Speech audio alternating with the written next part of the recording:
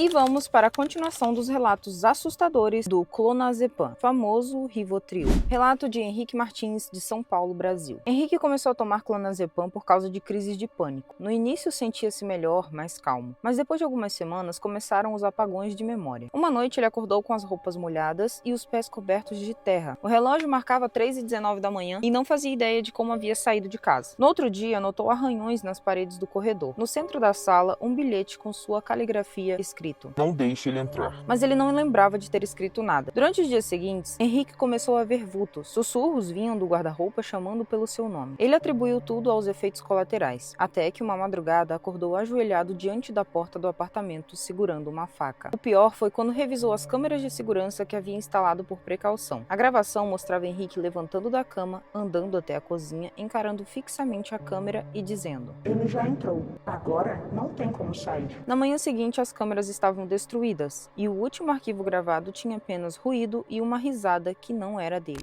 Relato de Amanda, de Berlim, na Alemanha. Amanda sofria de insônia grave e o psiquiatra receitou clonazepam para que conseguisse dormir algumas horas por noite. Na primeira semana funcionou, ela finalmente descansava, mas na 8ª noite acordou no meio da madrugada sentindo a respiração pesada. Quando abriu os olhos, viu uma figura sentada aos pés da cama, como se a observasse. Tentou gritar, mas não conseguiu mover os lábios, só conseguia sentir o cheiro úmido de algo que lembrava mofo. Ao recobrar a consciência por completo, a figura havia desaparecido. Mas todo dia, ao acordar, Amanda encontrava marcas de dedos no lençol, marcas que não batiam com as da sua mão. Ela passou a dormir com o celular gravando áudio, e na manhã seguinte, escutou a gravação. Som de respiração, um sussurro muito próximo ao microfone, dizendo: "Eu entro enquanto você dorme." Assustada, ela decidiu parar o remédio, mas naquela noite, antes de deitar, a Alexa da cabeceira ligou sozinha e disse: "É tarde demais. Você já me deixou entrar." Relato de Pablo Gutierrez, de Santiago, no Chile. Pablo tomava clonazepam por conta própria, sem receita, para acalmar os pensamentos. Depois de alguns dias, começou a ter sonhos vívidos com uma casa antiga cheia de corredores. Ele sempre andava no escuro procurando a porta de saída. Só que aos poucos, esses sonhos começaram a se confundir com a vigília. Às vezes acordava sentado no sofá, com as luzes todas apagadas, convencido de que ainda estava naquela casa. Certa madrugada acordou com as mãos sujas de sangue seco.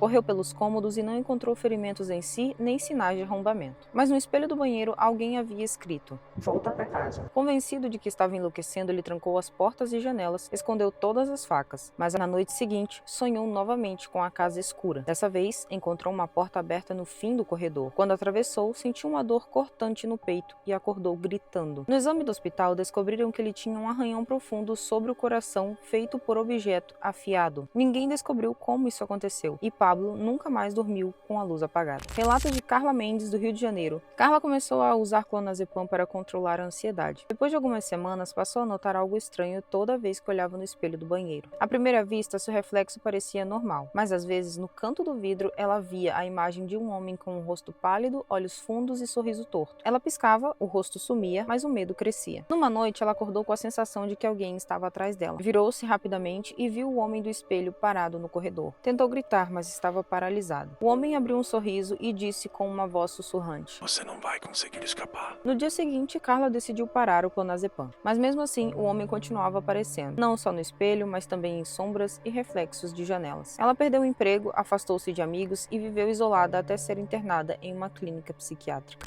Relato de Thomas, de Munique, na Alemanha. Thomas tomava clonazepam para insônia. Ele relatava que durante o sono escutava uma voz masculina sussurrando o seu nome. Inicialmente ele pensou que fosse sonho, mas as vozes tornaram-se cada vez mais claras, pedindo que ele abrisse a porta. Certa noite acordou e viu a porta do quarto lentamente se abrir sozinha, com um frio cortante entrando junto. Ele tentou se levantar, mas ficou paralisado e a voz falou diretamente em seu ouvido: "Já está na hora." Na manhã seguinte, Thomas tinha marcas estranhas no pescoço, como se tivesse sido agarrado por mãos invisíveis. O médico recomendou suspender o clonazepam imediatamente, mas o terror continuou mesmo após a suspensão. Relato de Lúcia Morales, de Buenos Aires, Argentina. Lúcia começou a usar clonazepam para a ansiedade. Nas primeiras semanas, percebeu que ouviu passos subindo as escadas na sua casa durante a noite, mesmo morando sozinha. No começo, acreditava ser alucinação causada pelo remédio, mas os passos eram constantes, ritmados e se aproximavam lentamente do seu quarto. Certa noite, acordou e viu uma sombra parada no topo da escada, olhando para ela. Tentou acender a luz, mas o interruptor não funcionava. A sombra desapareceu e o quarto ficou frio demais. No dia seguinte, ela descobriu arranhões profundos na madeira da escada, como se algo tivesse tentado subir com força. Lucy suspendeu o uso do clonazepam,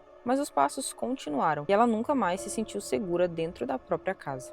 Relato de Marina Silva, de Lisboa, Portugal. Marina começou a tomar clonazepam para ansiedade generalizada. Durante as primeiras noites, tudo parecia normal, até que ela começou a ouvir sussurros vindos das paredes da sua casa. Os sons eram suaves, quase imperceptíveis, mas à medida que as noites passavam, tornavam-se mais claros e insistentes, dizendo seu nome repetidamente. Uma vez, Marina acordou e percebeu que as luzes piscavam sozinhas, enquanto os sussurros aumentavam de intensidade. Ela tentava ignorar, mas sentia que algo ou alguém estava dentro de casa a observando. Depois de alguns dias, ela começou a ver figuras sombrias se movendo nos cantos dos olhos, mas quando tentava olhar diretamente, elas desapareciam. Marina procurou ajuda médica e foi informada que os efeitos colaterais do clonazepam podem incluir alucinações, mas ela jurava que era algo a mais, algo real e perigoso que mexe com o mundo espiritual. Relato de Diego Fernandes, do México. Diego usava clonazepam para controlar ataques de pânico. Certa noite, ao acordar, notou que o relógio da parede marcava exatamente 3h33 da manhã e permanecia travado nesse horário mesmo após trocar as pilhas. Aos poucos, outras coisas começaram a dar errado. Fotos em sua casa ficavam com os rostos distorcidos, vozes que ele jurava ouvir, mas ninguém mais ouvia. Uma madrugada, Diego acordou e viu uma mulher de vestido branco parada no pé da cama, imóvel e com os olhos negros e vazios. Ele tentou se mover, mas ficou paralisado enquanto a mulher sussurrava: O tempo está parado para você. No dia seguinte, Diego sentiu-se mais cansado e confuso do que nunca. Decidiu suspender o clonazepam,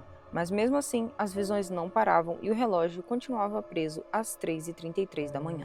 Relato de Helena Petrova, de Moscou, na Rússia. Helena começou a usar clonazepam para insônia crônica. Durante o tratamento, passou a escutar uma voz que falava seu nome enquanto ela tentava dormir. No começo, ela pensou ser sua imaginação, mas as vozes ficaram cada vez mais claras e insistentes, até que ela percebeu que não vinha de dentro da cabeça, mas do ambiente ao redor, da escuridão do quarto. Uma noite, ela escutou um sussurro dizendo: Venha brincar comigo. Assustada, Helena tentou acender a luz, mas as lâmpadas queimaram simultaneamente. A voz riu, fria e cruelmente. Desde então, Helena não conseguiu mais dormir sozinha e diz que a voz está sempre ali no escuro, esperando que ela brinque com ela.